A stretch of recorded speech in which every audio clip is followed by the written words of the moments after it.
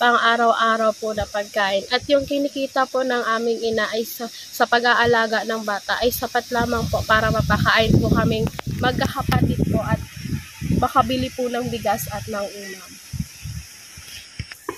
Kaya po wala po kaming kakayahan para po mapaayos ang aming bahay.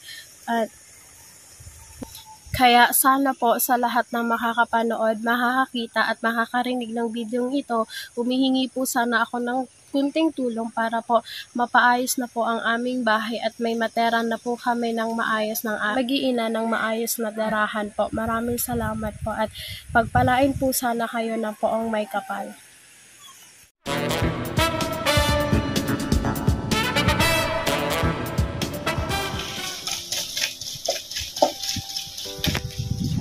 Dito na tayo mga kalingap. Dito ulit tayo sa Abukay, Barangay Abukay po.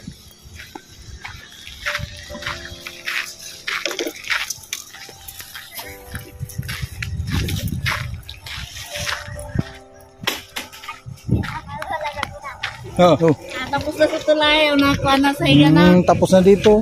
Yung ko na nga pinarada mo. Natad kami ng papa sa daddy. Yun ang amo mo. Mo yan ang ano. Ano so inahin na itong minutes na.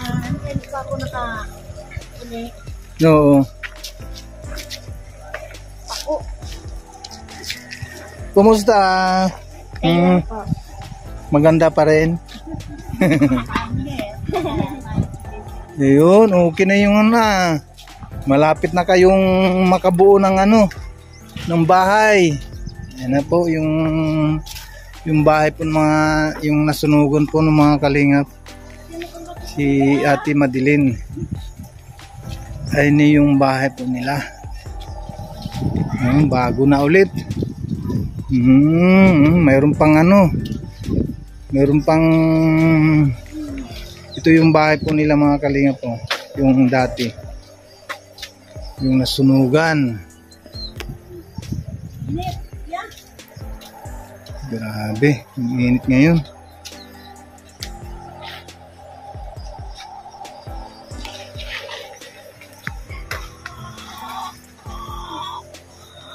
Malapit na matapos si GR yung bahay niyo ulit.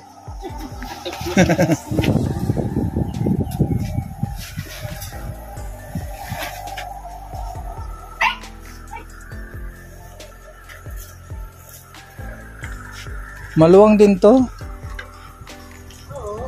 Hindi ang kwarto. Igusad ka. Hindi kaya. Hindi mo kusina kaya hindi ko pinatuklab. Ilang to? Ilang kwarto yan? Dalawa. Dalawa ba yan? Tugtog ng kusina. Tapos ito ang balkon. Dalawang kwarto ito? Ito puro balkon dito bandang walang side. Ito lang ito lang. Dito parang ay daanan lang ito. Balkon yan dyan po. Ay, balkon. Tapos yun dito. Tanggalin yun ang kuan. Lulunuban yan dyan. Oo. Tapos, ay, dito. Ang kinitang lang. Kuan yan.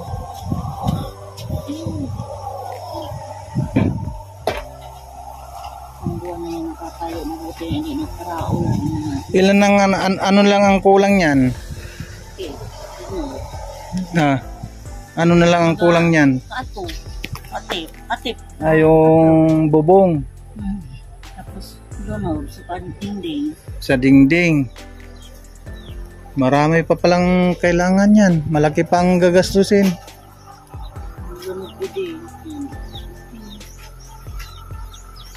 Dito yung kusina, yung putulin ko yung tatlong sama ng mga di ang kusina. Gusto ya di sa mo si Baby Lucas, Tito GR. Ngayon, gusto mo ka dito. Gusto mo yan, anong gagawin mo saan? Hindi ka sa namurot.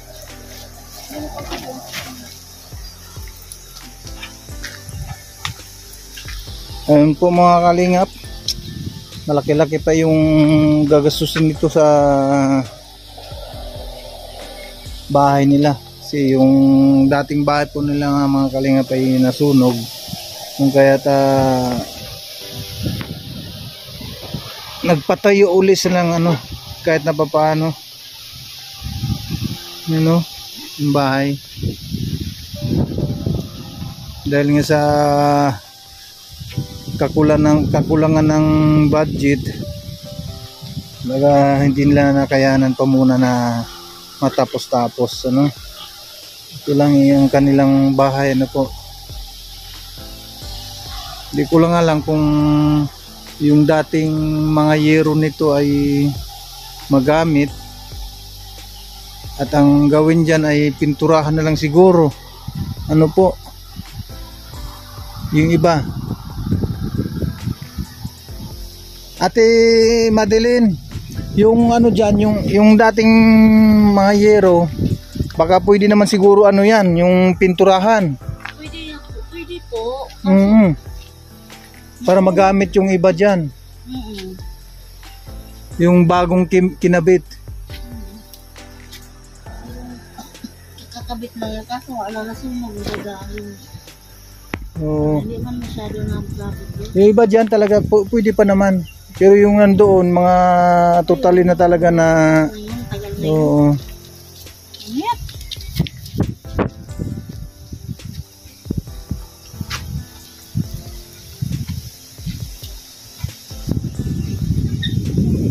Buti naman kahit na paano ay makausad-usad na rin sa tinitirhan niya.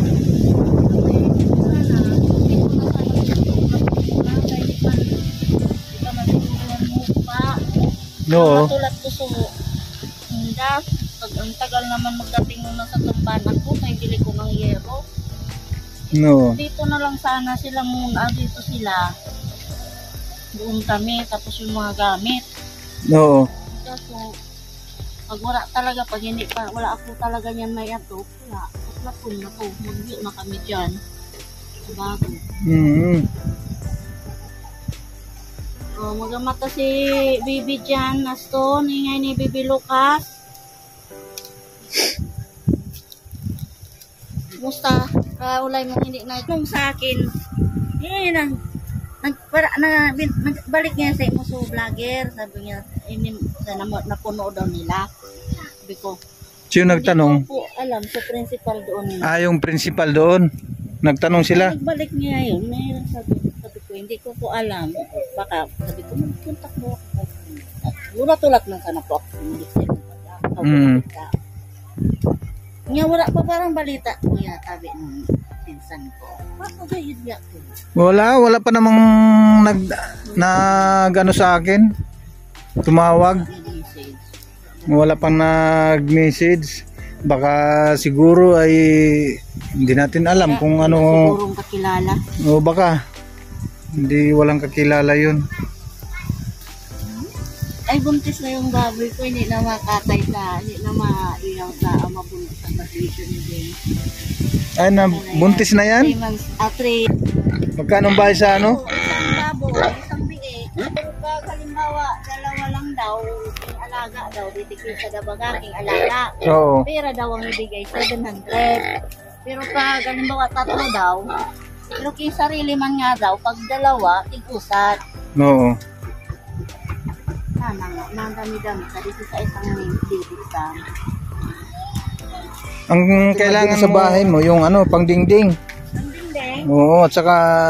Kailangan ay pang-atot tao yung pinta. Sa kanila na yan dyan bahay. Oo.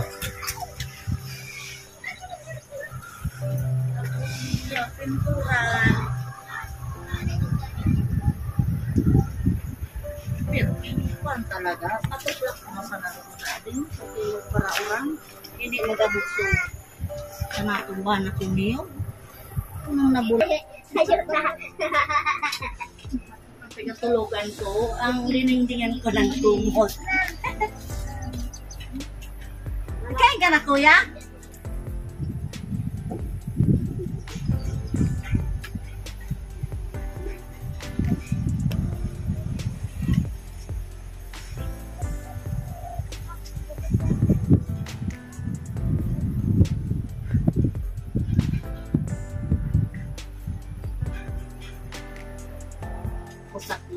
Dito yung tulugan mo. Dito ka lang natutulog. No? Sabi ni baby. Bahay-bahayan. Bye-bye na. Pero pag nag-uran, ayan o, ulan dyan o. Tumutulo. Payungan ko yan dyan. Tumutulo pag ano, pag... Ano na talaga siya, iatok ko lang yan sa CR. Pwedeng gamitin niya sa ano, sa CR yan. Oo. Yung mga ito. Sa CR. Pero yung bagong ano, yung mga bagong yero, yun, Sa kusina. Ang bago, pwedeng yan doon.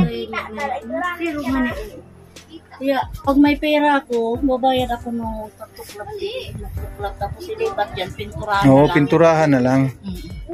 Kasi bago pa naman yan ay. Bago pa yan. Pero, ata, tulong si Mana po gayda din na itugdok, nasulo. Makatugdok sa di, mga tulong si Mana, nasunog ya di. Ata, imbis na. Hello, Ate Mary Joy. Ay, May para kasubli kang motor na. Sa klase mo. galing ka ng school? Ano? Anong balita? Yun kuya, ano pa lang, sa ngayon. Nakapaano pa lang, wala pa. Ate Mary Joy, ano ang gusto mong panawagan sa mga viewers po natin?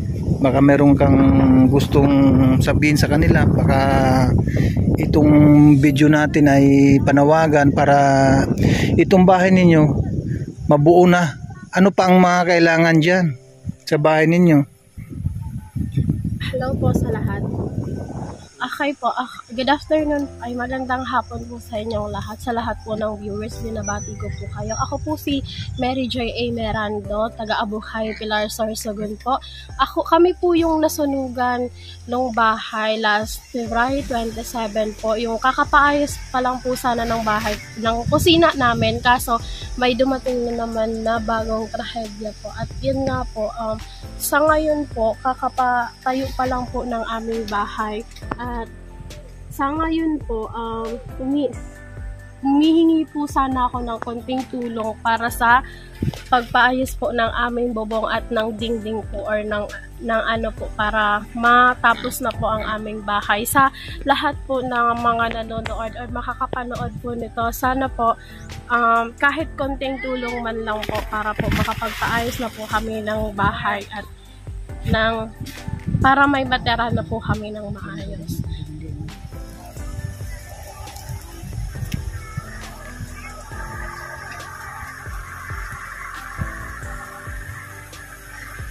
Apat na tarukan na klinik, nagat na tarukan. Sa lahat po ng tumulong ng nakaraan para po mapaayos ang aming kusina, gawa nga po ng nadaganan po ng puno ng nyog. Ayan po siya, yung napaayos po yung bubong, gawa ng nadaganan po nga ng puno ng nyog dahil sa malakas po na hangin. Nagpapasalamat po ako sa lahat ng nagbahagi po ng tulong ng nakaraang trahedya na nangyari po sa amin. Nawa po sana'y pagpalain po kayo ng buong may kapal. Sa ngayon po, may panibago na naman pong trahedya na hindi pa nga po natatapos yung aming kusina. May panibago na naman pong trahedya na nangyari sa amin. Yun nga po, nasunog po nung February 27 po, nasunog po yung aming bahay at ni isa po wala pong natira na gamit. Yun po, nananawagan po sana ako na kung sino man po yung kahit may bukal ng puso para tumulong po. Nagpapasalamat po ako and ito po yung sa ngayon po hihingi po sana ako ng tulong para po mapatapos na po yung aming bahay, mapalagyan na po ng bubong at ng dingding para po may maayos na po kaming matulugan na mag-iina. Yun nga po, wala na nga po yung aming ama para maasahan sa mga ganitong bagay. Kami na lang pong mag-iina yung nagtutulungan sa buhay para maghanap ng pang-araw-araw na pang-araw-araw po na pagkain. At yung kinikita po ng aming ina ay sa pag-aalaga ng bata ay sapat lamang po para mapakain po kaming magkakapatid po at makabili po ng bigas at ng ulam. Kaya po wala po kaming kakayahan para po mapaayos ang aming bahay.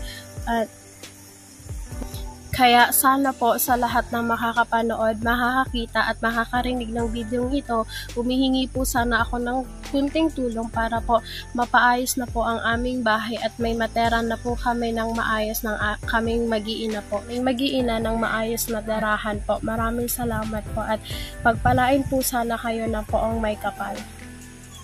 Sana po ang video na ito ay makarating po kay Kuya Bal, Ate Edna at kay Kalinga Prab po. Sana ako po ay nananawagan na sana po maghihingi po ako ng tulong para po sana mapaayos na po or mapatapos na po ang aming bahay para may maayos na po kaming matitira na mag-iina para po mapaayos para po may materhan na po kaming mag-iina ng maayos na tirahan po. Maraming salamat po sa may mga bukal na puso na handa pong tumulong sa amin. Pagpalain po sana kayo palagi na po ang may kapal. Ayan po mga kalingap, yung panawagan ni Ate Mary Joy sa bahay nilang mag-ina. At napanood naman natin yung sitwasyon nila nung una. Ayun nga, nakwento po niya na natumbahan sila ng unan ng puno ng nyog at ang unang natibag po ng mga kalingap ay ang kanilang kusina. Yun po ang pinakauna. Tapos ngayon na naman po mga kalingap ay nasunugan naman. Hindi pa nga natapos yung trahedya nilang una ay may sumunod naman na trahedya, yung nasunugan. Kung kaya't yun, yung kanilang panawagan po ng mga kalingap ay narinig naman po natin yung panawagan ni Ate Mary Joy na sana ay mayroong taong na makaka-appreciate sa kanilang sitwasyon at sana ay matulungan natin sila. At ako noon po mga kalingap ay ang aking tanging may tulong lang kundi tagahatid lang po ng balita po sa ating mga na-scout.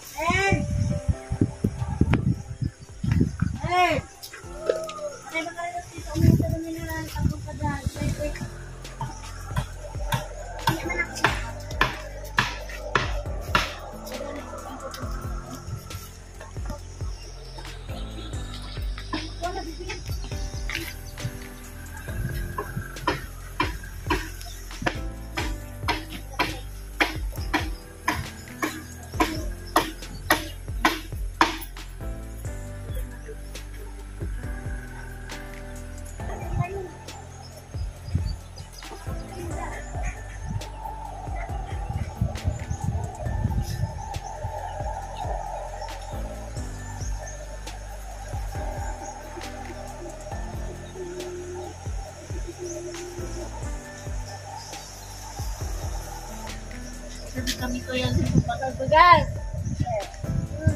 Pagkagas.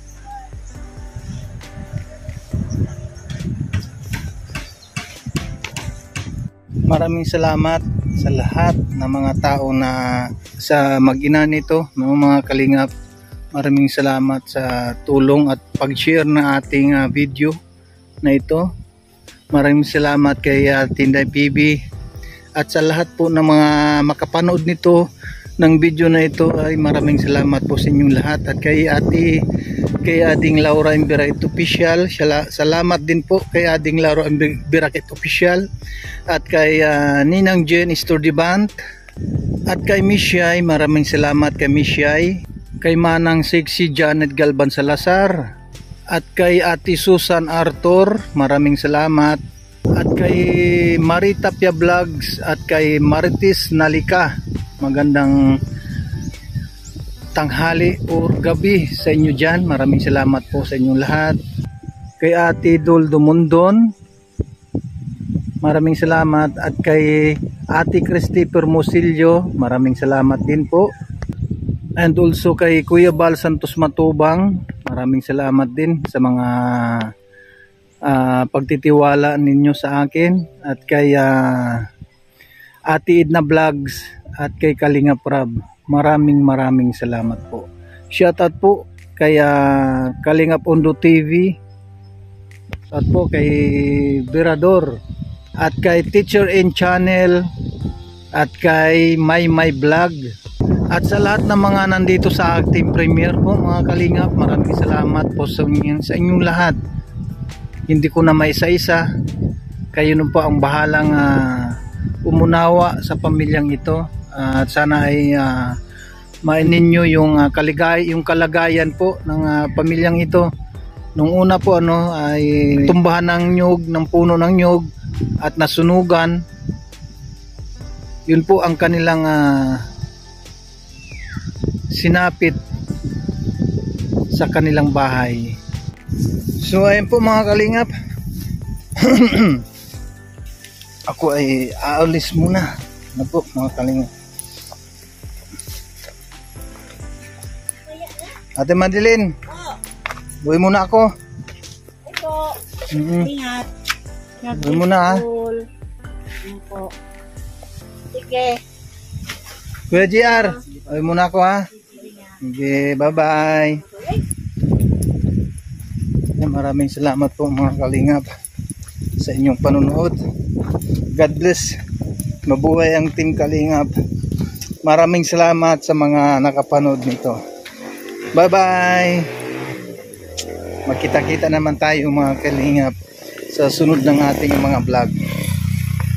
God bless always.